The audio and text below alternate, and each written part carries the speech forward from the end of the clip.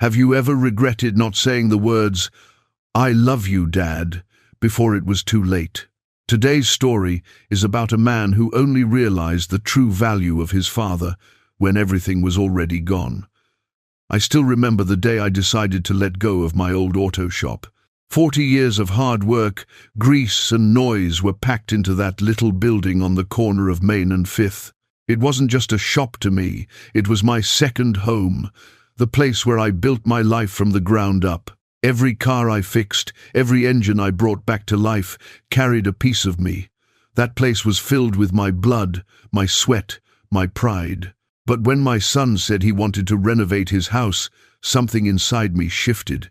I thought about all those years I worked with sore hands and tired eyes just to make sure he would have a better life than I did.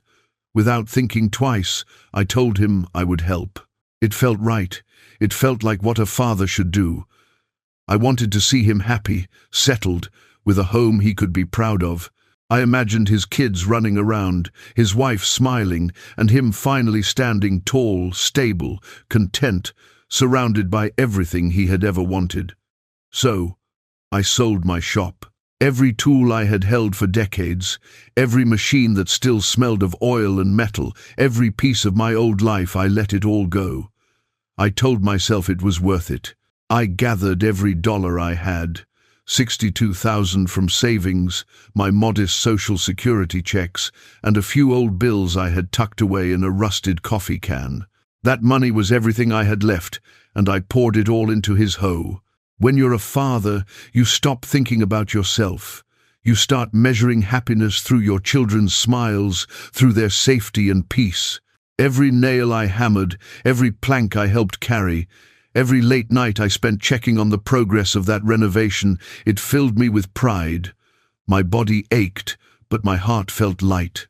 At the diner, I bragged to my friends, "My boy's gonna have the best damn house on the block."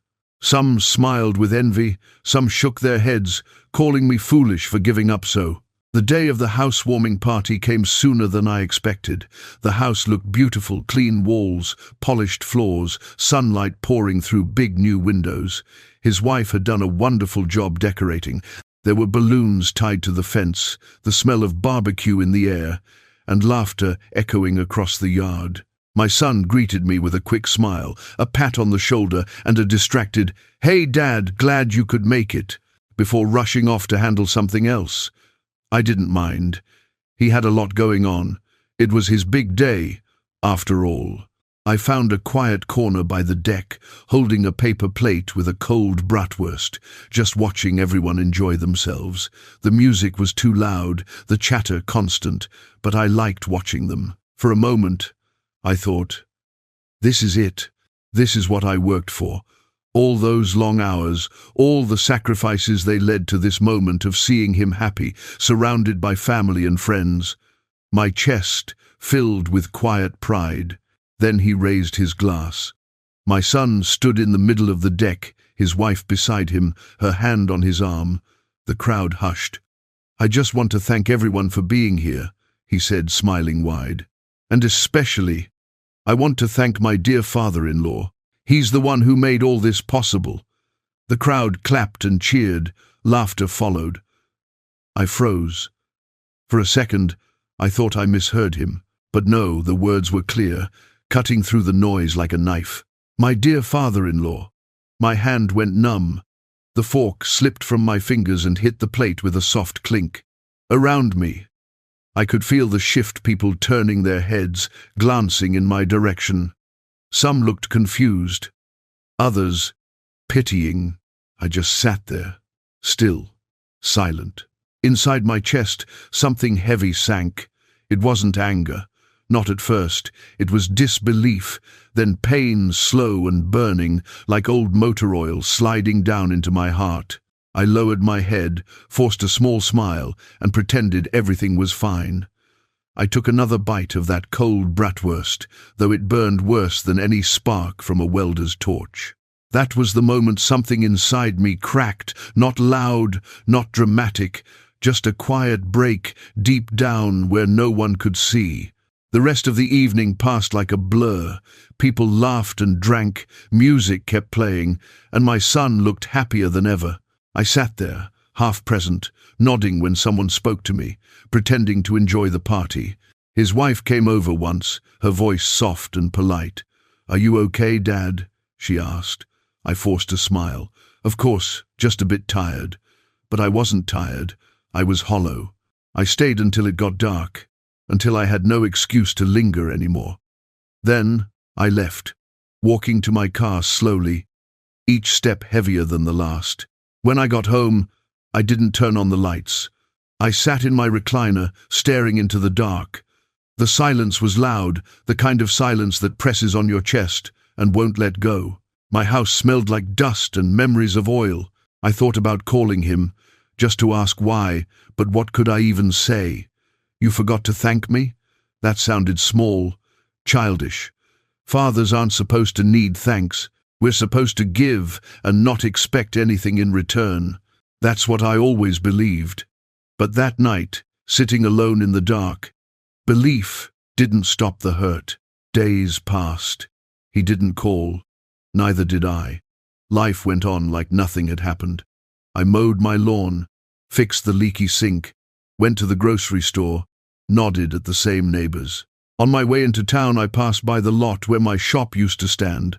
The new owner had painted over the sign, but sometimes, when the sun hit just right, I could still make out the faint outline of my old logo beneath the new paint.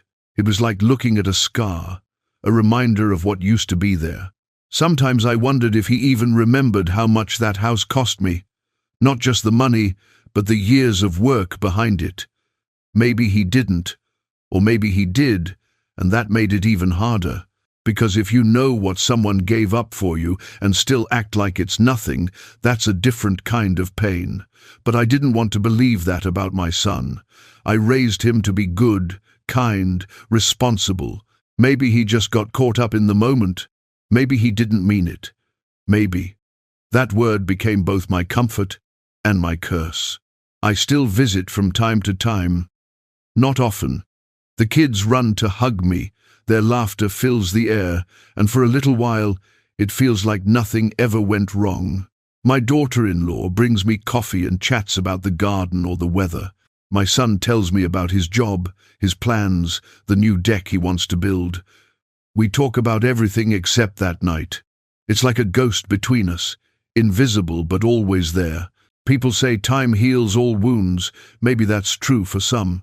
For me, it didn't heal, it just dulled the edges. The ache never left. It simply settled deeper inside, quiet and constant. I tell myself I'm okay with that. I remind myself that all I ever wanted was to see him happy, and he is. That should be enough. But some nights, when the house is still and my thoughts are loud, I see that moment again. Him standing on the deck, his glass raised high, thanking someone else. And I feel that same sting all over again. There's a loneliness that comes with being a parent. You spend your whole life giving your time, your energy, your youth so your children can have more than you did. And one day, you realize the world you built for them doesn't have a place for you anymore. It's not their fault. It's just life. Still, it hurts. You go from being the hero of their story to a background character. That's how it's supposed to be, I guess. But sometimes you wish they'd look back, just once, and say, "Thanks, Dad. Not for the money, not for the house, but for everything unseen, the love that built the foundation they stand on." I'm not angry anymore. Anger takes too much out of you. What I feel now is quieter, a mix of sadness and acceptance. I still keep an old wrench on my desk. The metal is worn smooth from years of use. I never sold it. It reminds me of who I was, a man who believed love could fix anything if you worked hard enough. Maybe I was wrong. Maybe love isn't about fixing. Maybe it's about giving, even when no one notices, even when no one says thank you. That's the truth about being a father. You build, you sacrifice, and then you fade quietly into the background. The world keeps spinning, and you just hope that something you made a lesson, a value, a piece of love keeps spinning with it. My son will probably never know what that moment felt like for me, and maybe that's okay. Maybe he doesn't need to. After all, that's what fathers do. We carry the weight so our children don't have to. Even now, when I drive past his house, I slow down. The windows glow warm in the evening light. Laughter spills into the street, and I smile, because despite everything, that's what I wanted all along. I built him a home. Whether or not he remembers doesn't matter anymore. I remember, and that's enough. A few weeks passed before I saw my son again. It was a Sunday afternoon, warm and bright, one of those lazy days when the world feels softer. He called me unexpectedly, said they were having a small cookout and wanted me to come by. For a moment, I hesitated. My chest tightened just hearing his voice. I told myself it would be fine, that maybe enough time had passed for things to feel normal again. So, I said yes. I spent an hour getting ready, trimming my beard, ironing my shirt. Old habits, I guess. You always want to look your best when you see your kids, even when they're grown. When I arrived, the smell of grilled meat drifted through the air, laughter spilling from the backyard.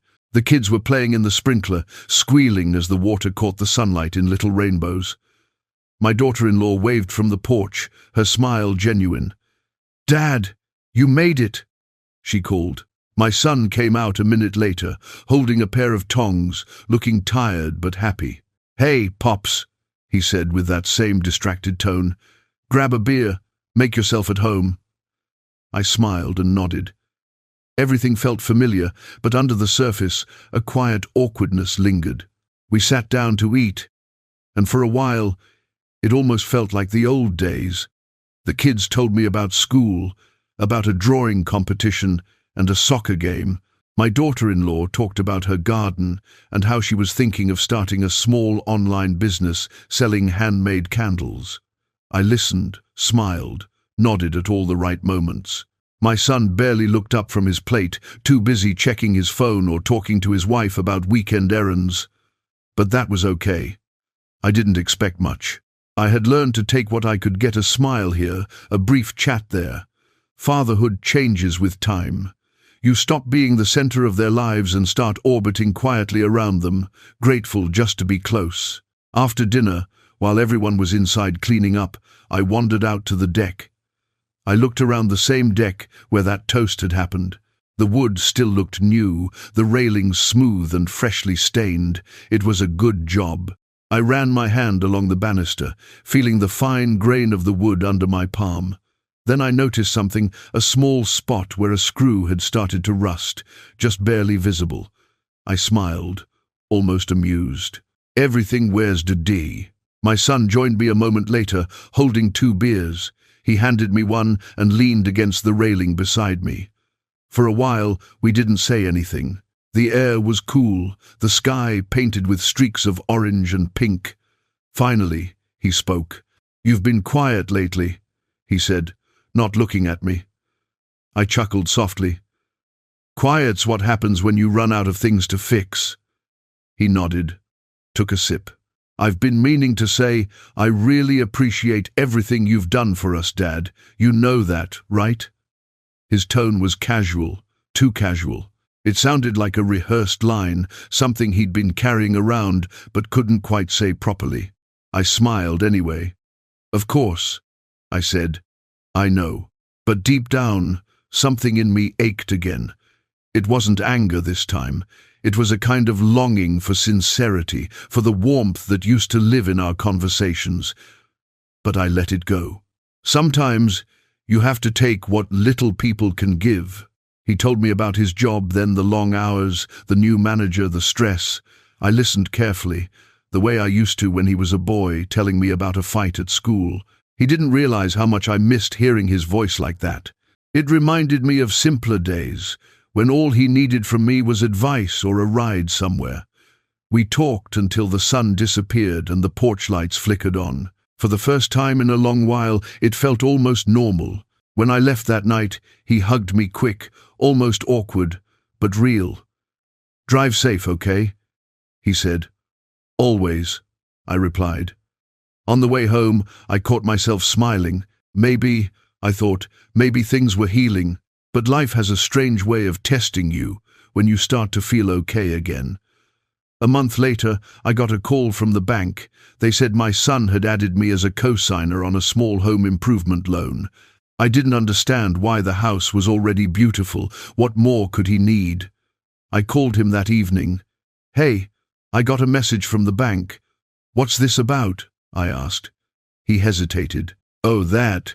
Yeah, we're putting in a swimming pool. It's no big deal, just needed an extra name on the paperwork for approval. You don't have to worry about anything, Dad." I didn't know what to say. A swimming pool. Another expense. Another project. I wanted to tell him that I couldn't keep helping, that I'd given enough. But the words stuck in my throat. All I managed was, "All right, son. Just make sure you handle it carefully." He said he would. I hung up, staring at the wall for a long time afterward. The next few weeks, I felt uneasy. I'd spent my entire life being careful with money, working for every dollar. Now, I felt like I was walking on thin ice. I didn't want to be the kind of father who said no, but I also couldn't keep saying yes. I started cutting back on little things, fewer trips to the diner, no more coffee from the cafe downtown, smaller groceries. My savings weren't much anymore, but I still wanted to leave something behind, something that said, he mattered. He tried. I told myself it was temporary, that my son would figure things out soon enough. Then one evening, I got another call, this time from my daughter-in-law. Her voice was shaky. "Dad, we're having some trouble with the contractor. They're saying the pool might cost more than we thought. We might need to use some of the funds you helped secure." My heart sank. "What do you mean, the funds I helped secure?" I asked. "The loan," she said softly. "It's under both your names." For a moment, the room spun. I felt a familiar weight pressing down on my chest. I had been careful my whole life, always making sure to never be a burden to anyone, and now I was the one carrying someone else's. I told her it was fine, that I understood, but when I hung up, my hands were shaking. That night, I went through my old papers, the sale of my shop, the receipts from the renovation, the savings records. Each page felt like a fragment of a life slowly being erased. I realized something then. I wasn't just losing money. I was losing the sense of being needed. The shop had given me purpose. Helping him had given me meaning. But now, both were gone. I was just drifting, quietly, like an old engine still running out of habit. Days turned into weeks. My son didn't mention the loan again. When I visited, everything looked the same: laughter, comfort, the illusion of stability. I didn't ask questions. Maybe I didn't want the answers. The pool was half finished, a big muddy hole in the backyard. The kids were excited, splashing around in puddles, not realizing the financial storm beneath the surface. I stood there, watching them play, and thought, they don't see the cracks. Maybe that's a blessing. On my way home, I stopped by the diner. The waitress, Clara, had been serving me there for nearly 20 years. She looked at me and said, "You look tired, Jack." Funny thing, she's one of the few people who still calls me by my name. "Just thinking too much," I said. She poured me coffee and sat for a minute. "You always think too much," she said with a grin. "You gave that boy everything, huh?" I nodded. "Yeah, and I'd do it again." She smiled, but her eyes said something else: pity, maybe, or understanding. I didn't want pity. I wanted peace. That night, I sat by my window, looking out at the quiet street. The world felt smaller these days, slower. Sometimes I'd hear kids on bikes outside and imagine it was my son, years ago, calling for me to come watch him. Those were the days when life was simple. Back then, love was easy, just a bandaged knee, a bedtime story, a hug before school. Now it was complicated, buried under pride, money, and unspoken words. I don't know when it happened, but somewhere along the way, I stopped being his hero. Maybe that's what time does. It turns heroes into old men with stories no one asks to hear, but I still tell them to myself, mostly, because remembering is all I have left. Sometimes I think about writing him a letter, not to scold, not to guilt, but just to tell him who I am or who I was. The man behind the grease-stained hands and tired eyes, the man who sold his dream so his son could have his own. But then I stop. Maybe one day he'll figure it out on his own. Maybe he'll walk through that house and feel something, a weight, a warmth, and think of me. That would be enough. That's all I've ever wanted. A few months passed after the pool incident, and life settled into an odd rhythm. I'd wake up early, even though I had nowhere to be. Old habits die hard. I'd make coffee, sit by the window, and watch the morning light slide across the floor. The house felt too quiet, too still. When I had the repair shop, mornings used to be filled with noise, the hiss of air compressors, the clatter of tools, the low hum of engines waking up. Now, it was just the ticking of a clock and the slow drip of the coffee maker. I tried filling my time with small things, fixing the fence, repainting the mailbox, feeding the neighbor's cat when they were away. But no matter what I did, there was a silence inside me that wouldn't go away. One morning, I got a letter in the mail.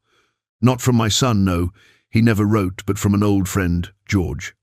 We used to work side by side at the shop years ago, before I took it over.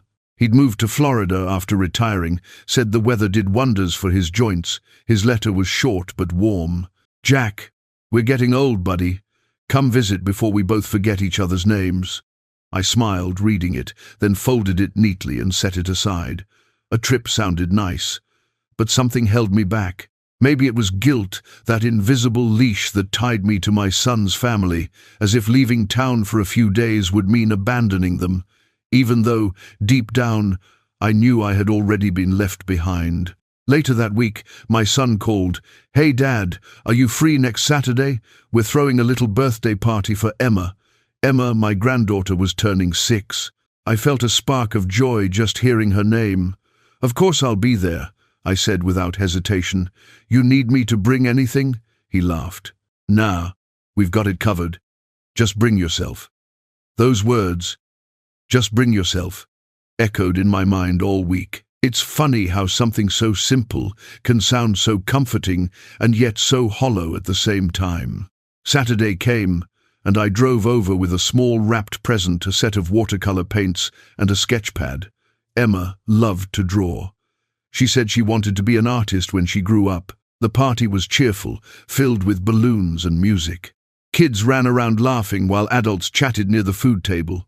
My son was busy grilling again, and my daughter-in-law handled the decorations like a pro. Everything looked perfect, like something out of a family magazine. When Emma saw me, she screamed, "Grandpa!" and ran straight into my arms. For that moment, everything was right. I hugged her tightly, feeling her little heartbeat against mine. She was warmth, innocence, and joy, all the things life tends to take away too soon. During the party, I stood off to the side, watching everyone interact. My son seemed happy, more relaxed than I'd seen him in years. He had friends now, neighbors who dropped by, co-workers who laughed at his jokes. I realized that somewhere along the way, his life had grown full without me in it. And maybe that's what being a parent means, teaching your kids to live without you, even when it hurts. Still, a small part of me longed for the days when I was his world, when my approval meant everything. Now, I was just the quiet figure in the corner, smiling for pictures and clapping at the right moments. Later, as the kids played inside, I found myself sitting alone on the back porch again. The pool was finished, now shimmering blue under the afternoon sun, surrounded by new patio furniture. It was beautiful, I couldn't deny that. My son came out and sat next to me, handing me a cold drink. "Nice day, huh?" he said. I nodded. "You've built a beautiful life, son." He smiled faintly. "Took a while, but yeah, I think we're getting there." There was pride in his voice, the kind that made me both proud and sad. He leaned back, exhaling. "You know, sometimes I think about what it must have been like for you. Running that shop all those years must have been hard work." I chuckled softly. "It was, but I loved it." There's something about fixing things, engines, carburetors, whatever, you always know when the job's done. You hear the motor purr, and you know you did it right. People, though, people aren't that simple. He smiled at that, a knowing look crossing his face. Yeah, he said quietly. I guess not. For the first time in a long while, we really talked, about his job, his kids, his worries, about how expensive life had become, how tired he was all the time. I listened, just like before. It felt like the universe had given me a small gift, a reminder that the bond wasn't gone, only buried under years of noise and distance. When the evening came, and the guests started leaving, Emma ran up to me again. "Grandpa, don't go yet. I want to show you something." She grabbed my hand and led me to her room. On the wall there was a big piece of paper covered in colorful paint strokes, messy, wild, but beautiful. "It's our house," she said proudly, pointing to a little stick figure beside the door. "And that's you. You're right next to me." My throat tightened. "It's perfect," I whispered. "Can I take a picture of it?" She nodded eagerly. And I did. That picture is still on my phone today. As I drove home that night, the sky was full of stars. I felt lighter than I had in a long time. Maybe things didn't need to be perfect. Maybe small moments like that were enough to fill the cracks time had made. I thought about calling George, telling him I might finally visit. Maybe a change of scenery would help clear my mind. I decided I'd pack my bags the next week. But life, again, had its own plans. 2 days later, I woke up feeling dizzy. At first, I thought it was just the heat, but when I tried to stand, the room spun. I sat back down, my chest tight and heavy. After a few minutes it passed, but it left me shaken. I went to the doctor the next day, just to be safe. They ran some tests, poked and prodded, then told me to wait for the results. A week later, I sat in that sterile white room while the doctor explained that my heart wasn't as strong as it used to be. "It's nothing critical yet," he said, "but you need to slow down. Less stress, more rest." I nodded, pretending to be calm, but inside, I felt like something inside me had cracked. The words echoed in my head. "Not as strong as it used to be." That's one of those phrases that sticks with you. It doesn't just describe your body, it describes your life. That evening, I called my son. "Hey," I said softly, "I had a checkup today. The doctor says I need to take it easy for a while." There was a pause. "Oh, okay. Anything serious?" he asked. "No, just old age catching up, I guess." He laughed lightly.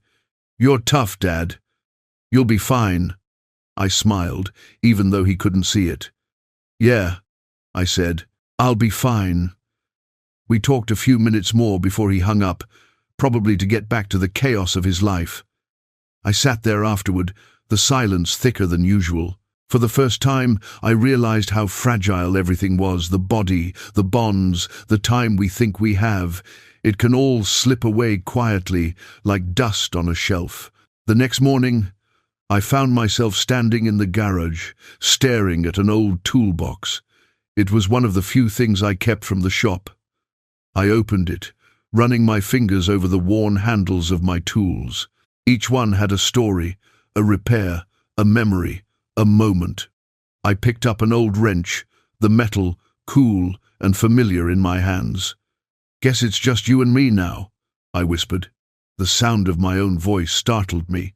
It was deeper, weaker than I remembered. A few days later, my son dropped by unexpectedly. It was rare, so I knew something was up. "Hey, Dad," he said, stepping inside. "We were thinking maybe you should move in with us, just in case. The kids would love having you around." I stared at him, unsure what to say. It was the kind of offer I dreamed of hearing for years, but now that it was here, it felt different.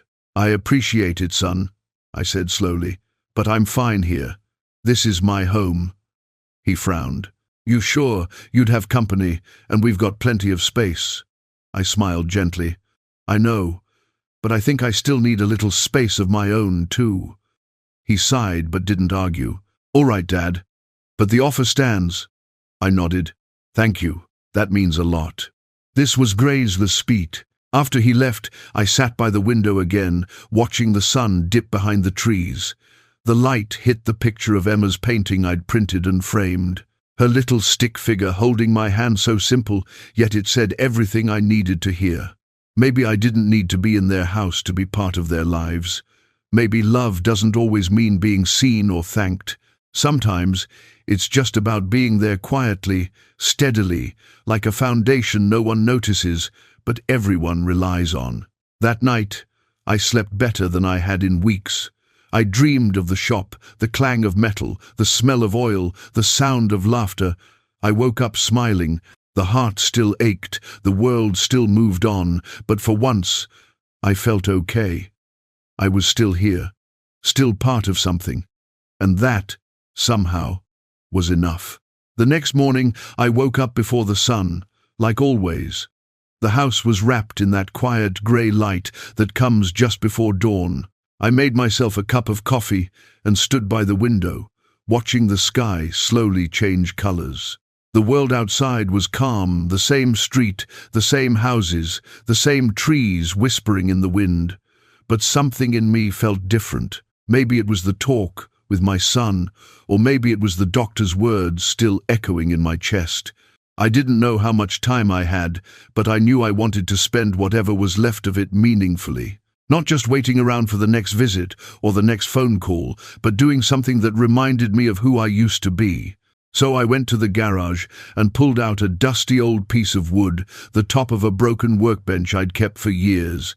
It was scratched, dented and scarred from 1,000 repairs, but it still had life in it. I decided I would turn it into something new, maybe a small table or a keepsake box, something to leave behind. As I sanded the wood, the familiar smell of sawdust filled the air. My hands moved almost automatically, guided by muscle memory. For a while, it felt like I was back in the shop again, where life made sense, where every problem had a solution if you worked hard enough. That's the thing about fixing things. It teaches you patience, humility, and faith. You learn that cracks can be mended, that rust can be scraped away, that even the most broken parts can find purpose again. I think that's why I always loved it. Machines made sense. People didn't. Later that afternoon, I got a call from Emma. Her little voice always brought light into my day. "Grandpa," she said, "Mom said you're making something. What is it?" I smiled. "Just a little project, sweetheart. You'll see when it's done." She giggled. "Can I paint it when it's ready?" "Of course," I said. "You'll make it beautiful." After we hung up, I stood there for a long time, smiling to myself. That call, that tiny, innocent voice was enough to keep me going for days. A week went by, and I worked on the project every morning. It wasn't about finishing it quickly. It was about the process, the rhythm of sanding, cutting, and fitting pieces together. Each sound was a heartbeat. Each movement was a prayer. By the end of the week, the old piece of wood had become a small wooden chest, simple, sturdy, nothing fancy. I polished it until it shone softly under the light.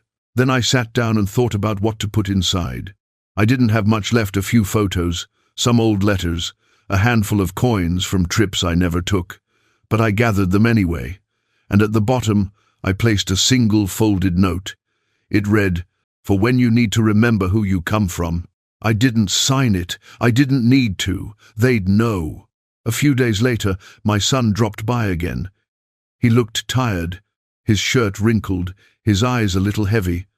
I could tell he'd been working too much. "Hey, Dad," he said, stepping inside with a sigh.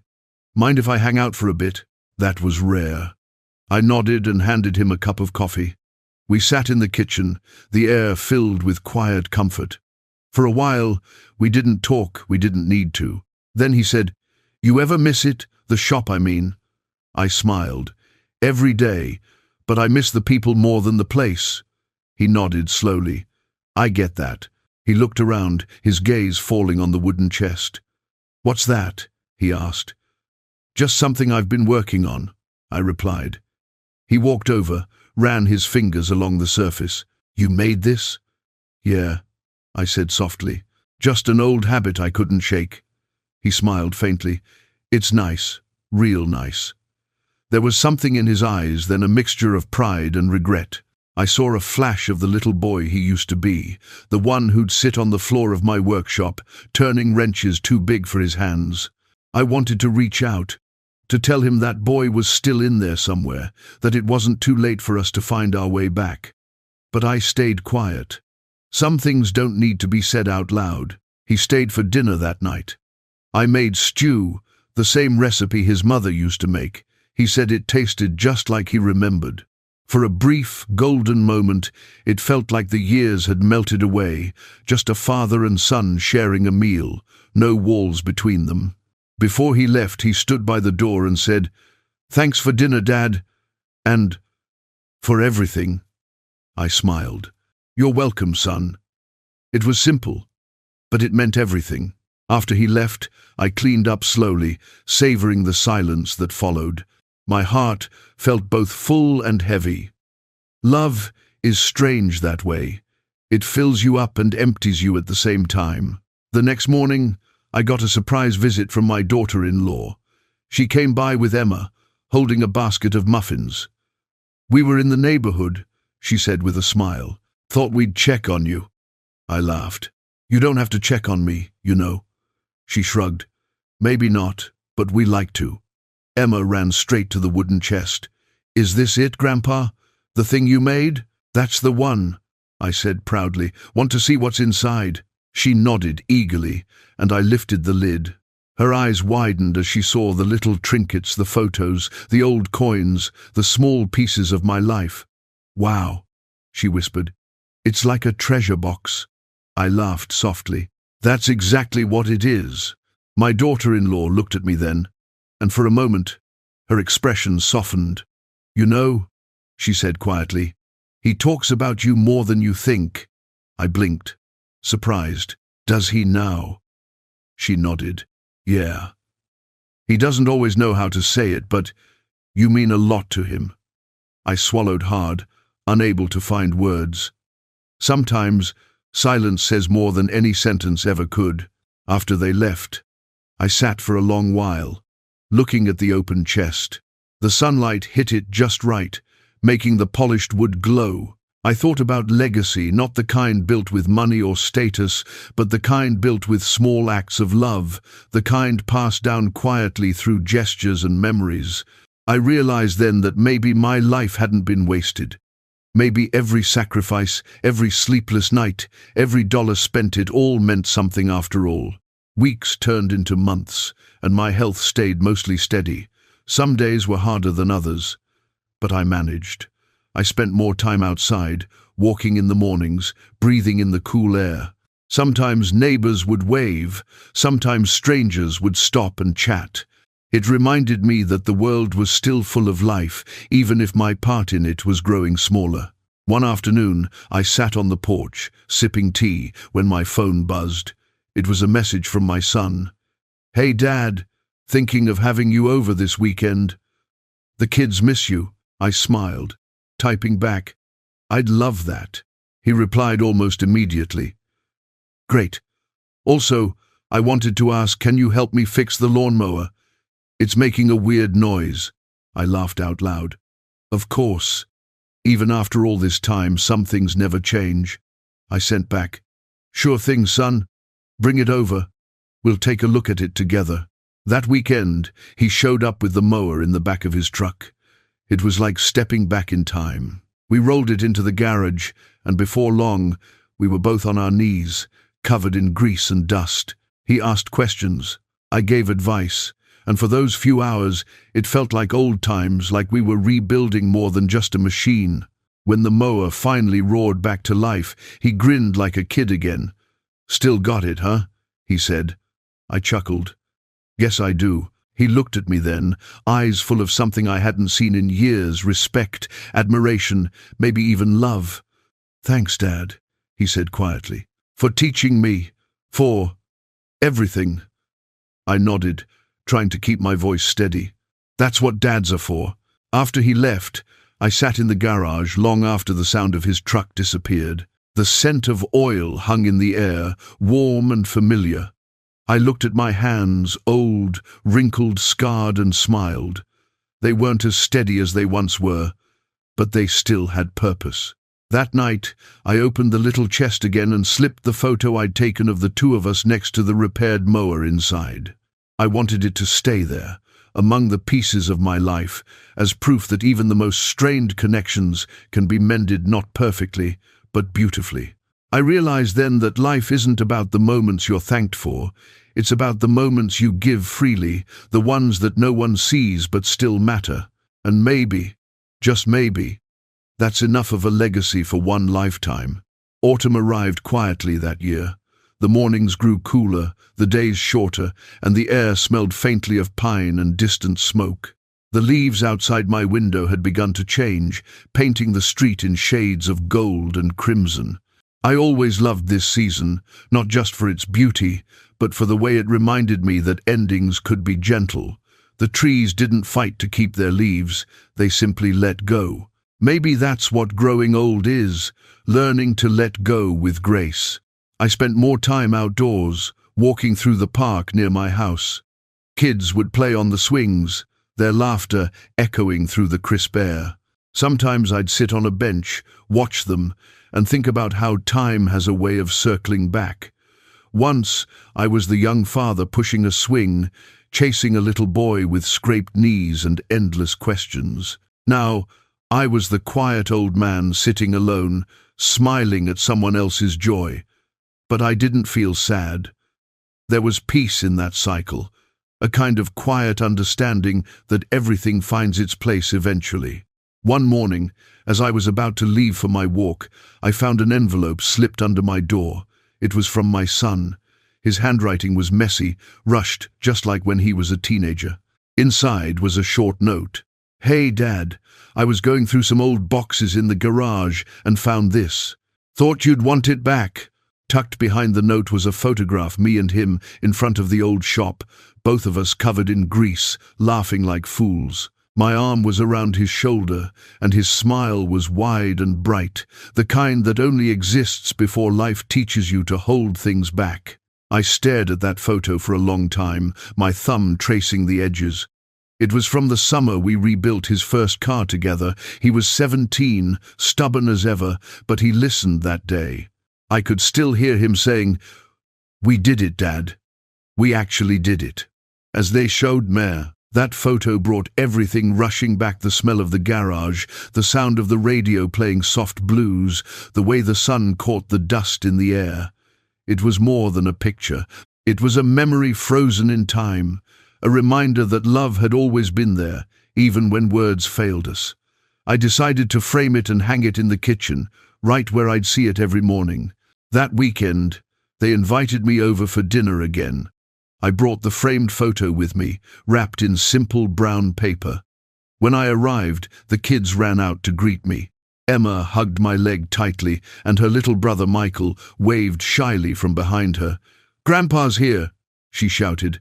My son came to the door, smiling. "Hey, Dad, come on in." His voice was warmer now, softer. I could tell something in him had shifted, maybe the years, maybe the guilt, maybe just life teaching him the same lessons I'd learned long ago. Dinner was lively. The kids told stories, my daughter-in-law laughed, and even my son cracked a few jokes. It felt natural, easy, the way family should. After we ate, I handed him the package. "For you," I said. He looked puzzled but took it. When he unwrapped it and saw the photo, his expression changed. For a long moment, he didn't speak. Then he smiled, not the polite kind, but the real one, the one I remembered.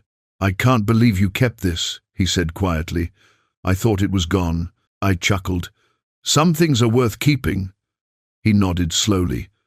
"Yeah, they are." He looked up at me, his eyes a little wet.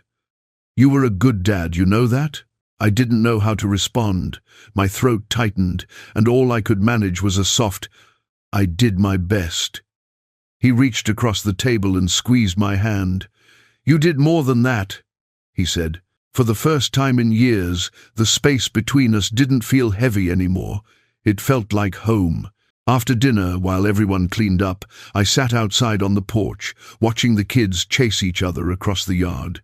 The lights from the house glowed behind me, casting long shadows across the grass. My son joined me, holding 2 mugs of coffee. "You know," he said after a while, "I used to think being a good father was about providing, about money, houses, things." He paused, staring at his cup. "But it's not, is it?" I smiled faintly. "No, it's about showing up, even when it's hard." He nodded slowly. "You always did that." I didn't realize how much it meant until now. We sat there in silence for a while, just watching the stars come out.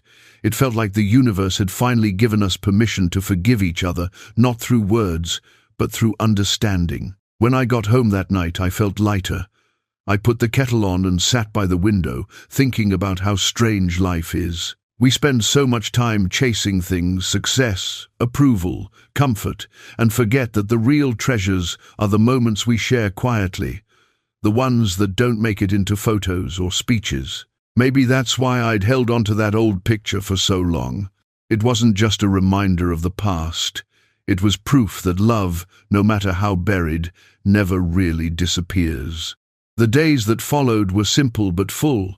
My son started calling more often, sometimes just to check in, sometimes for advice. It wasn't much, but it was something. He'd send me photos of the kids, little drawings Emma made, or videos of Michael learning to ride his bike. Every message was a thread weaving our lives back together. One afternoon, while I was out for my usual walk, I passed by a small thrift store I'd never noticed before. Something in the window caught my eye, an old radio, the kind with dials and glowing tubes, just like the one I used to have in the shop. I stepped inside and asked the owner if it worked. "Mostly," he said. "Needs a little love, though." I smiled. "Don't we all?" I bought it, took it home, and spent the next few days fixing it. It wasn't about the radio, it was about the feeling of purpose it gave me.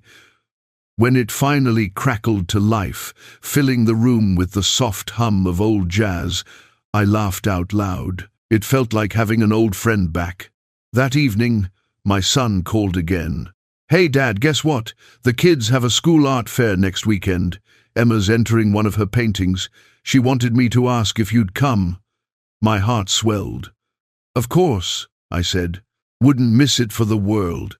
The following Saturday, I stood in the school gym, surrounded by colorful drawings and proud parents. Emma ran up to me, her hair in 2 messy braids. "Grandpa, come see!" She led me to her painting, a bright, messy landscape of a little house by a lake, with 3 figures standing outside. "That's Mummy, Daddy, and me," she said, pointing at each one. "And that little one there," she added, pointing at a smaller figure off to the side, "that's you. You're sitting on the porch." My eyes filled with tears. "It's beautiful," I whispered. "You're quite the artist." She beamed. "I learned from the best. When they announced the awards, she didn't win first place. She got second. But to me, she was the best one there." Afterward, we went out for ice cream, and she held my hand the whole time. That simple gesture, her small hand wrapped around my old, weathered one, meant more to me than any prize ever could. That night, as I drove home, I thought about how life gives you second chances in the most unexpected ways. Sometimes not with the people you hoped for or in the form you imagined, but in small, quiet gifts, a phone call, a visit, a child's drawing, and if you're lucky, you learn to recognize them before they pass you by. When I got home, I placed Emma's picture next to the one of me and my son at the shop, 2 generations, side by side, past and future, both rooted in the same kind of love. I stood there for a long time, just looking at them, until I realized I was smiling, not the tired smile I'd worn for years, but something real, something peaceful. Winter crept in slowly that year. The nights grew longer, and the cold seemed to settle deep in my bones. But for the first time in a long while, I didn't mind it. The quiet didn't feel so heavy anymore. It was like the world had finally slowed down to match the rhythm of my heart. I'd wake up early, make a cup of coffee, and sit by the window, watching the frost paint silver patterns across the glass. There was a strange comfort in those silent mornings, a reminder that even the coldest seasons have their beauty. One afternoon, I was sorting through a box of old things, photos, letters, receipts from the shop, when I found an envelope addressed in my late wife's handwriting. My breath caught. It was dated over 20 years ago, the paper slightly yellowed but still crisp. I hesitated for a moment, then opened it carefully. Inside was a letter she had written to me the year our son moved out for college. Her words were gentle, full of warmth and wisdom, just like she was. "You've given him everything you could," she wrote. "Now let him find his own way. He'll stumble, but he'll come back. And when he does, love him like you never stopped." I sat there for a long time, reading those lines over and over. It felt as if she was speaking to me again, reminding me of what mattered most. I folded the letter neatly and placed it in my wallet. From that day on, I carried it everywhere, like a quiet piece of her still walking beside me. As winter deepened, my son and his family visited more often. Sometimes they'd bring dinner, sometimes just stop by to check on me. I could tell he was making an effort, not out of guilt anymore, but out of genuine care. One evening, while we were sitting in the living room watching a movie, Emma climbed onto my lap, holding a small box wrapped in red paper. "This is for you, Grandpa," she said. "We made it together." I smiled and opened it carefully. Inside was a handmade ornament, a tiny wooden house painted white, with a little porch and two small figures carved beside it. "It's your old house," Emma exclaimed proudly. "Daddy helped me make it. See, that's you sitting right there." My son looked a bit embarrassed but smiled softly. "She wanted it to be perfect," he said. I turned the ornament over in my hands. It wasn't perfect, but it was beautiful in the way that only love can be. I hung it on a small tree by the window that night, and every time the light caught it, it glowed faintly, warm and alive. In those moments, I realized something simple but profound. Forgiveness isn't about forgetting what happened. It's about choosing peace over pride. My son and I would never erase the years of silence between us, but we could build something new, something honest. It wasn't about starting over. It was about continuing from where we left off. One snowy morning, I got a call from my doctor for a routine checkup. I'd been feeling a bit tired lately, more than usual, but I brushed it off as age.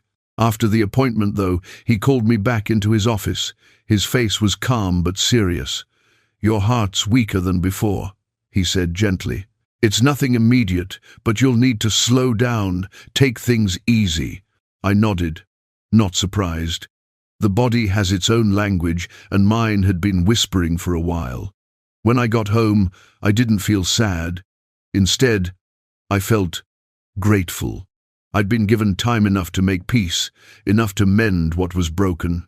I poured myself a cup of tea, sat by the window, and watched the snow fall. The world outside was silent, blanketed in white. It felt like a clean slate. That evening my son called again. "Dad, we're taking the kids sledding this weekend. You should come." I laughed softly. "I don't know about sledding, son. My knees might not forgive me." He chuckled. "You don't have to sled, just come watch. They'd love to have you there." So I did. The next Saturday, I bundled up in my thick coat and joined them at the park. The air was sharp, the snow sparkling under the pale winter Sunday. Emma raced down the hill, screaming with laughter, while Michael followed close behind, his hat sliding down over his eyes. My son stood beside me, his hands in his pockets, grinning proudly. "They're growing up fast," I said. "Yeah," he replied. "Faster than I expected." He paused for a moment, then added quietly, "I used to think I had all the time in the world with them. Now I know I don't." I nodded slowly. "That's the trick about time. You only see how precious it is once it's gone." He looked at me, then really looked, and there was a depth in his eyes that hadn't been there before. "I'm sorry, Dad," he said, his voice barely above a whisper. "For everything." I placed a hand on his shoulder. "You don't owe me an apology," I said softly. "Just be the kind of father you want your kids to remember. That's all the repayment I ever needed." He smiled, a tear slipping down his cheek. "I'll do my best." "I know you will," I said. "You already are." In fact, when we went back to their house later, the kids made hot cocoa, and my daughter-in-law brought out a blanket to wrap around me. The room smelled like cinnamon and vanilla, and for the first time in decades, I felt surrounded by family, not just by people, but by warmth. As the night wore on, I found myself thinking about how life, in its quiet way, always finds balance. The hurt, the love, the loss, they all weave together into something whole. Maybe that's what my wife meant in her letter. Maybe coming back home isn't about the house or the memories. Maybe it's about finding your way back to the people you love. That night, before I went to bed, I stood by the tree and looked at the tiny ornament Emma had made. It glowed faintly under the soft lights, casting a gentle shadow on the wall. I whispered a quiet thank you to her, to my son, to the life I'd been given. For the first time, I wasn't afraid of the future anymore. I climbed into bed, feeling the steady rhythm of my heart. Slower, yes, but still strong enough to carry love. I closed my eyes and thought about all the things I still wanted to do. Teach Emma how to fix a bike, show Michael how to hold a hammer, tell my son all the stories I never got to tell. There was still time, maybe not forever, but enough. And as the snow fell gently outside, covering the world in silence, I realized something beautiful. Even in the last chapters of life, the story can still surprise you. Sometimes the ending isn't about loss or regret. Sometimes it's just about peace. The first days of spring came slowly, like the world was learning to breathe again. The snow melted into soft streams that trickled down the gutters, and the air carried that faint scent of new life, damp earth, budding flowers, and sunlight just warm enough to promise better days ahead. I'd always loved spring.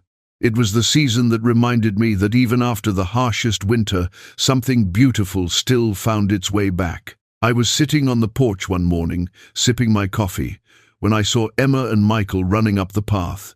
They were laughing, their shoes splashing through little puddles. My son followed behind, waving a small box in his hand. "Morning, Dad," he called. "We've got something for you." They came up the steps, out of breath but grinning. My son handed me the box. "The kids thought you might like this." I opened it slowly. Inside was a small black notebook and a pen, neatly tied with a ribbon. On the first page, in Emma's careful handwriting, it said, "Grandpa's storybook, for all the things we want to remember." I couldn't help but smile. "You want me to write in this?" I asked. Emma nodded eagerly. "Yes, you can tell us about when Daddy was little, or about your shop, or about Grandma," Michael piped up, "or about the time Daddy broke the window with a baseball."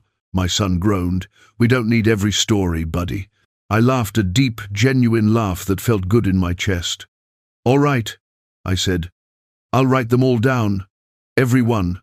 That afternoon, after they'd gone, I sat at my desk with the notebook open in front of me. For a long while I just stared at the blank page. It felt strange, daunting, almost to think about putting a lifetime into words. But then I thought about Emma's bright eyes and Michael's laughter, and suddenly the words began to come. I wrote about my childhood, the dusty roads, the smell of my father's tools, the way my mother used to hum while hanging laundry in the Sunday. I wrote about meeting my wife for the first time at a dance, about the way she laughed when I stepped on her toes. I wrote about the day my son was born, how tiny he was, and how terrified I'd been to hold him. Page after page, the memories poured out like an old river breaking free of ice. Days turned into weeks, and I filled that little book with stories, some funny, some sad, all true. Writing became a kind of therapy, a way to remember that I'd lived a full life, one worth telling. Sometimes my son would call and ask, "You writing today, Dad?" I'd grin and say, "Every word brings me closer to peace." One day, Emma came over while her parents ran errands. She sat beside me at the table, swinging her legs and watching as I wrote. "What are you writing about, Grandpa?" she asked. "About the time your daddy fixed his first car," I said. Her eyes widened. "Was he good at it?" I chuckled. "Let's just say he learned a lot that day." After a while, she grew quiet, then asked softly, "Do you miss Grandma?" I looked at her, this little piece of my family who hadn't met the woman that shaped our lives. "Every day," I said honestly. "But you know what? She's still here. In you. In your daddy. In every good thing that we remember." Emma smiled thoughtfully. "Then I'll draw her in my art book," she said, "so she can see us too." That evening, after she left, I found a new kind of peace. Grief never really goes away, it just changes shape. It becomes quieter, softer, like a song you hum without realizing. By early summer, the house had become livelier. My son dropped by almost every weekend to help with small things, fixing the fence, trimming the hedges, checking the pipes. I'd offer to help, but he'd always laugh and say, "You've done enough, Dad. Just sit and tell me what to do." Sometimes we'd work in silence, sometimes we'd talk for hours about everything and nothing, the kind of conversations I'd once thought were lost to time. One afternoon, as we were sitting on the porch drinking lemonade, he said quietly, "You know, Dad, when I was younger, I used to think you were too strict. I didn't understand why you pushed me so hard." I smiled. "And now?" He shrugged. "Now I get it. You weren't pushing me away, you were pushing me forward."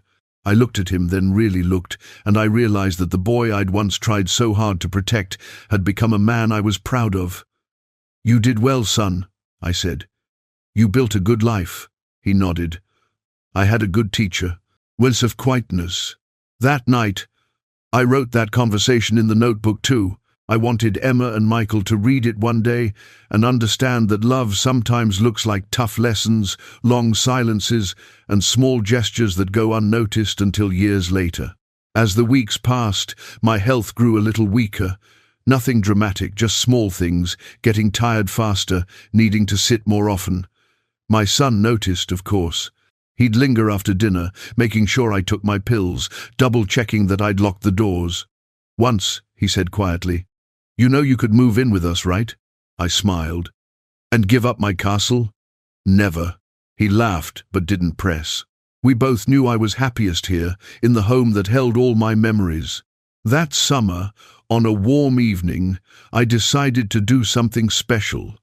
I called my son and told him to bring the family over. When they arrived, I had a little table set up in the backyard, with candles flickering and the smell of grilled food in the air. "What's the occasion?" my daughter-in-law asked. "No occasion," I said. "Just wanted us all together." After dinner, as the sky turned orange and purple, I brought out the black notebook. "This," I said, holding it up, "is for you all. It's not finished yet, but one day, when it is, I want you to keep it. These are my stories, our stories, the things I want you to remember when I'm gone." Emma frowned. "You're not going anywhere, Grandpa." I smiled softly. "Not for a while, sweetheart. But someday, when you're grown and life gets busy, I want you to open this and remember that love built everything you have." My son looked at me, his eyes glistening. "Dad," he started, but I raised my hand. "No tears tonight, just stories." So we sat there under the fading light, laughing, sharing memories, the kind of night that felt timeless. Later, when everyone had gone home and the candles burned low, I sat in the quiet, looking up at the stars.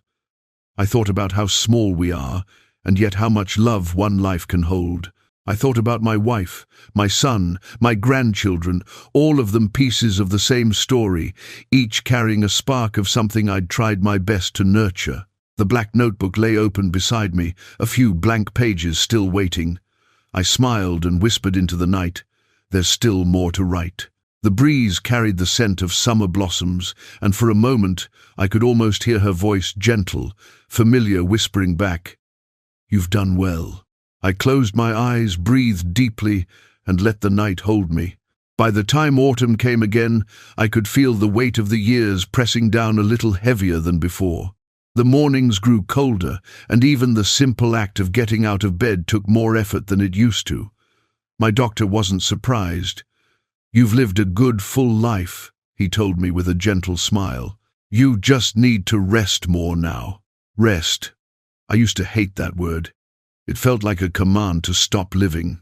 But lately, I had started to see rest, not as an ending, but as a soft pause, a moment to breathe, to watch the world go by, to be thankful for everything that had been.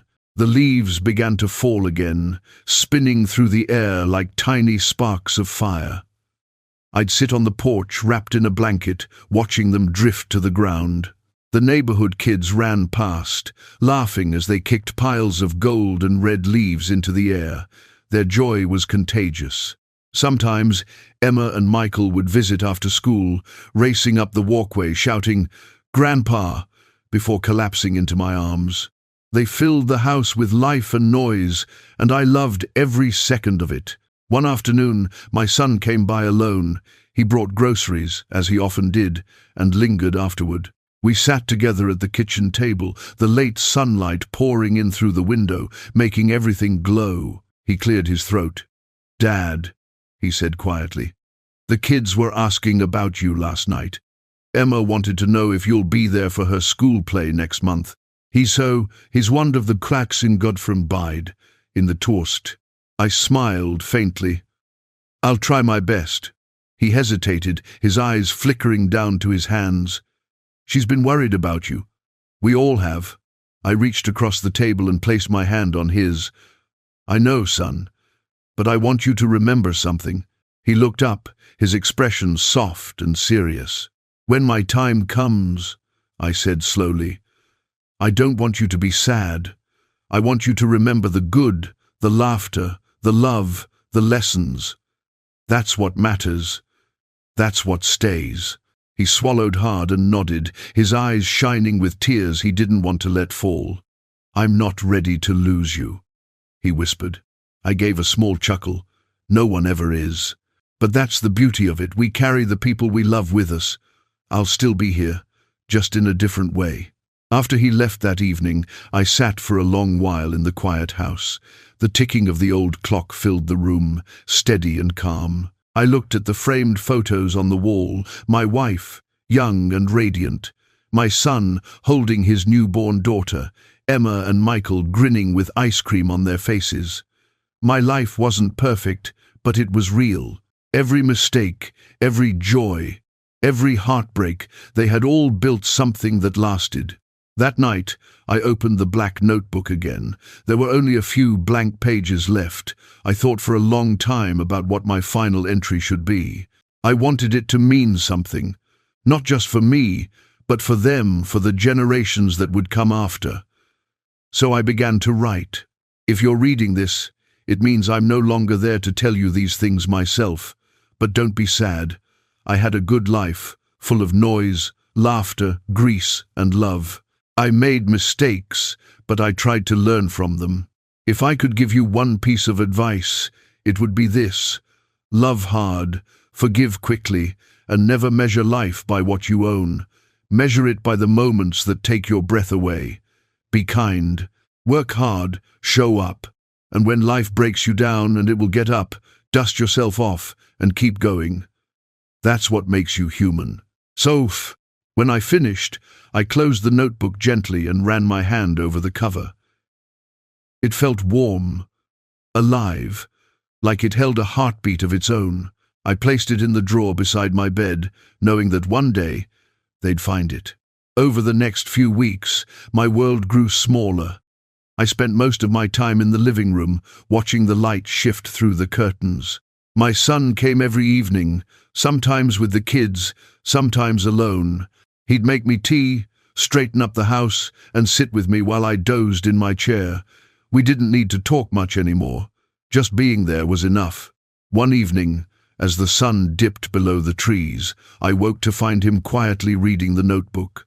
I must have left it out. He didn't notice me watching. His eyes moved slowly over the words, his expression soft and wet with tears. When he finally looked up, I smiled. "You found it, huh?" He nodded, unable to speak for a moment. "It's beautiful, Dad," he whispered. "I didn't realize how much you'd written." "I had a lot to say," I said, my voice raspier than usual. "Did I get it right?" He took a shaky breath. "You got it perfect." After that night, he insisted on spending more time here. Sometimes he'd bring work, sitting at the dining table while I napped nearby. Other times he'd cook, the smell of his mother's old recipes filling the air.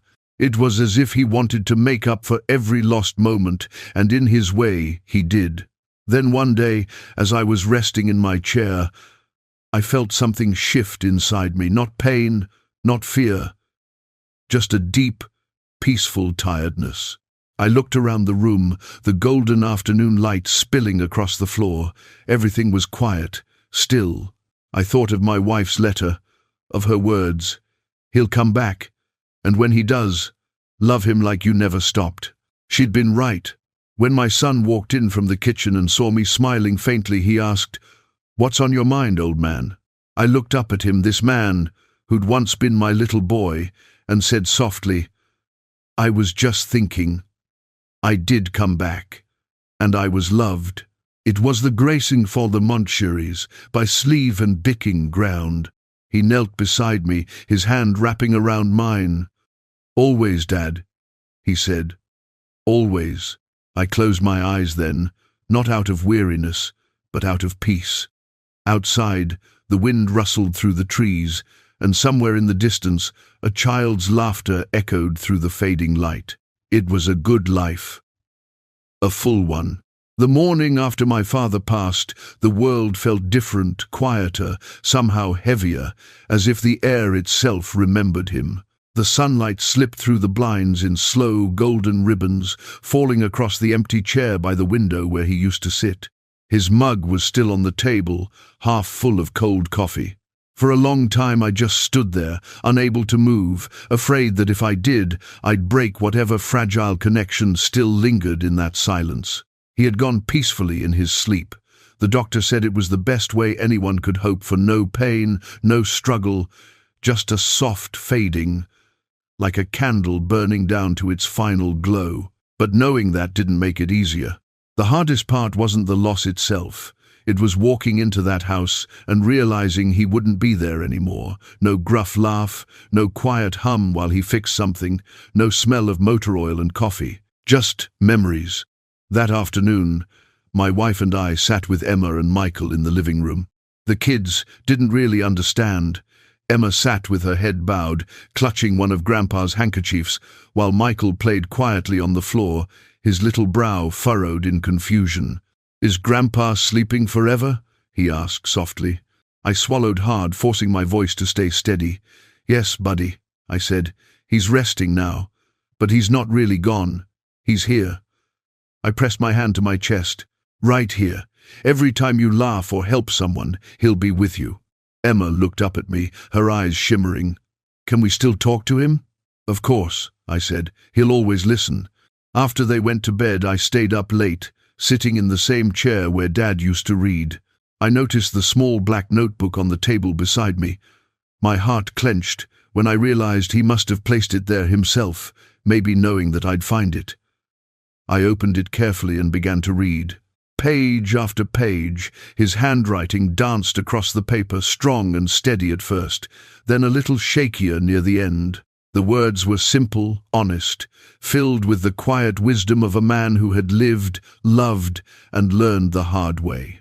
He wrote about me, about our fights, our distance, and our reunion. He wrote about Mom, about his regrets, and about the pride he carried but rarely showed. "I know I wasn't perfect," one passage read, "but I hope he knows I tried. Every father does, and if he ever doubts whether I loved him, I want him to remember this love isn't always loud. Sometimes it's the quiet that proves it's real." I had to stop reading for a while because my vision blurred. I leaned back, pressing the notebook against my chest, and whispered, "I know, Dad. I know." The days that followed were a blur of arrangements, condolences, and quiet moments that stretched into eternity. We held a small service at the old church by the river, the same place where he and Mom had been married. Friends from the neighborhood came, old co-workers, even a few people from his shop days. Everyone had a story about how he'd helped them fixing a car for free, offering advice, sharing a laugh. When it was my turn to speak, I stood there in front of the small crowd, my hands trembling slightly. I took a deep breath and looked at the photo of him on the stand, that familiar half-smile, eyes full of stubborn kindness. My father wasn't a man of many words, I began, but the words he did share mattered. He taught me that love isn't about grand gestures or perfect moments. It's about showing up even when it's hard, even when you don't know how. He showed up for me, always. I paused, looking out at the faces before me. And I'll spend the rest of my life trying to show up for my family the way he did for his. After the service, Emma placed a small drawing into the casket before they closed it. It was the same picture she'd made years ago, the little house by the lake, with the family standing out front and Grandpa sitting on the porch. "So he won't forget us," she whispered. I don't think I'll ever forget that moment. In the weeks that followed, we visited the house often. I couldn't bring myself to pack his things just yet. Every corner of that place held a piece of him. The radio he'd fixed still hummed softly on the shelf. His boots sat by the door. The framed photo of us from the shop hung proudly on the wall. It didn't feel empty, it felt alive, as if he'd just stepped out for a walk and might return any minute. One evening, I found myself sitting at his old workbench in the garage. The smell of oil and sawdust clung to the air. His tools were neatly arranged, just as he'd always kept them. I picked up a wrench and turned it over in my hands, remembering how many times I'd watched him do the same thing. On the pegboard above the bench hung a faded sign he'd made years ago. "Fix what's broken. Keep what's worth saving."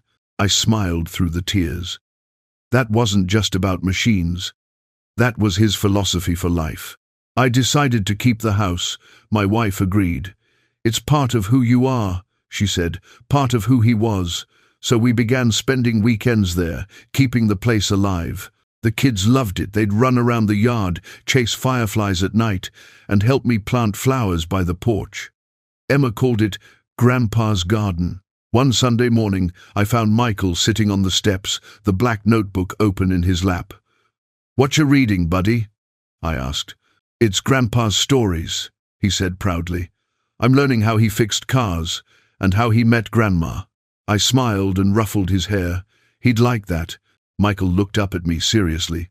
"When I grow up, I want to fix things too, like Grandpa. He's steady as speed." My throat tightened, but I managed to say, "Then you'll be just like him, and that's the best kind of man you could be." As the years passed, the pain of loss softened into something quieter, not gone, just gentler. Sometimes, when I sat on the porch at sunset, I'd swear I could feel him there beside me, the faint creak of his chair, the soft hum of an old tune. Maybe it was imagination, or maybe love simply refuses to fade. One evening, I opened the notebook again. The last page was blank, left intentionally so. I took a pen and wrote a single line beneath his final entry. "You were right, Dad. Love does last, and I'll keep showing up every day." The success, no, it wasn't a scene. Then I closed it and placed it back on the shelf beside his framed photo. The smile in that picture seemed warmer somehow, almost proud. I realized then that legacy isn't about what you leave behind, it's about what you pass forward. My father's lessons had become part of me, and through me, they'd become part of my children. And maybe, someday, when they're grown and facing their own storms, they'll hear my voice calm, steady, telling them what he once told me. Love hard, forgive quickly, and never stop showing up. The world outside was fading into twilight. I stepped onto the porch, listening to the crickets and the rustle of wind through the trees. The stars blinked above, quiet and eternal. I smiled, feeling that familiar peace settle in my chest. He wasn't gone. He was home. Years later, when the world had changed and my childhood home felt like a memory wrapped in sunlight and dust, I found myself standing on that same porch again, older now, with a few silver strands in my hair and my own daughter running barefoot through the yard. The air smelled the same, that mix of pine, rain, and something warm that always made me think of him. Grandpa. I was 10 when he passed. Back then, I didn't really understand what it meant to lose someone. I just knew the house felt quieter and that my dad cried for the first time in my life. I didn't know what to do except sit beside him on the porch steps, holding his hand while he stared into the distance where the sun dipped behind the trees. Now, standing in the same place decades later, I finally understood what he must have been feeling that day, that blend of love and ache, of missing and remembering. It's strange how time works. It doesn't erase things. It just layers them one memory on top of another, until the past and present blur together like an old photograph. Inside the house, everything had been kept almost the same. My father had taken care of it all those years. He'd passed a few years before this day, and when I inherited the place, I couldn't bring myself to change much. The chair by the window, the radio that still crackled softly, the workbench in the garage, they all stayed. I walked to the bookshelf and found the black notebook. Its pages had yellowed a little with age, but the handwriting inside was still strong, familiar, full of life. Grandpa's words, Dad's final line beneath them. I sat down by the window, where the light fell just right, and began to read again from the very beginning this time. If you're reading this, it means I'm no longer there to tell you these things myself. I read every line slowly, letting the words settle. He had written about love, forgiveness, resilience, things I had only begun to truly understand after growing older, after making my own mistakes, after becoming a parent myself. When I reached the end, I turned the page. It was blank, just like the day Dad had shown it to me all those years ago, and for some reason, I picked up a pen. I didn't plan to write anything, I just felt like I needed to. Dear Grandpa, I began. I think I finally get it now, all the things you tried to teach Dad, and all the things he tried to teach me. I understand why you always said, love isn't about being perfect, it's about being present. I see it every time I hold my daughter, every time I forgive instead of walking away, every time I choose kindness over pride. You taught us that, you and Dad both. The words came easily, like he was sitting right there beside me, nodding the way he used to. I still remember your stories about the shop, about Grandma, about the life you built out of hard work and stubborn hope. And sometimes, when the wind moves just right through the trees, I swear I can hear your voice. I hope you know we're okay. We kept showing up, Grandpa, just like you said. I paused, staring out the window at the yard. My daughter was crouched near the porch, chasing a butterfly with that same spark I used to have when I was her age. The sight made my chest ache, not with sadness, but with that beautiful bittersweet sense of continuity. I smiled and wrote the final lines. Your love didn't end, it just changed shape. It became us, it became everything we do. Thank you for leaving us your stories. We'll keep adding to them. When I closed the notebook, I felt something shift like a circle, quietly completing itself. 3 generations, connected through ink, through lessons passed down, through love that never needed to be spoken loudly to be understood. That evening, as the sun set, I lit the old porch light, the same one Grandpa had fixed over and over through the years. My daughter climbed onto my lap, her small head resting against my shoulder. Mum, she asked softly, who built this house? Your great-grandpa, I said with a smile. He built it with his hands, and he built our family with his heart. She thought for a moment. Was he nice? I laughed gently. The nicest, but in his own quiet way. He didn't always say, I love you, but he showed it by being here, by fixing things, by listening. She nodded, satisfied, then whispered, I wish I could have met him. I kissed the top of her head. You did, I said. Every time you laugh, or when you help someone, or when you love without asking for anything back, that's him, living through you." She smiled sleepily. "Then, I'll keep doing that, so he stays." And in that moment, under the golden light of dusk, I knew she understood more than most adults ever would. Later that night, after she fell asleep, I stepped out onto the porch alone. The stars stretched endlessly across the sky, and the old wind chime sang its soft, familiar tune. I closed my eyes and whispered, "We're okay now, Grandpa. You can rest easy." Somewhere in the quiet, I could almost hear his voice, steady, calm, proud. "You did good, kid." And I smiled, because life had gone full circle. The lessons he'd carved into the world through his love, his work, his words they'd endured. They'd become part of who we were. In the end, that's all any of us can really hope for, not to live forever, but to live in a way that the people who come after us still feel our warmth in the light, our laughter in the wind, and our love in the quiet spaces of their hearts. Grandpa's story wasn't just his anymore. It was ours. And as the porch light flickered softly in the night, I opened the notebook one last time and added 3 words beneath everything he'd written. "We remember you." Then I closed it, smiling through tears that didn't hurt anymore. Because love, real love, never fades. It just finds new voices to keep telling the story.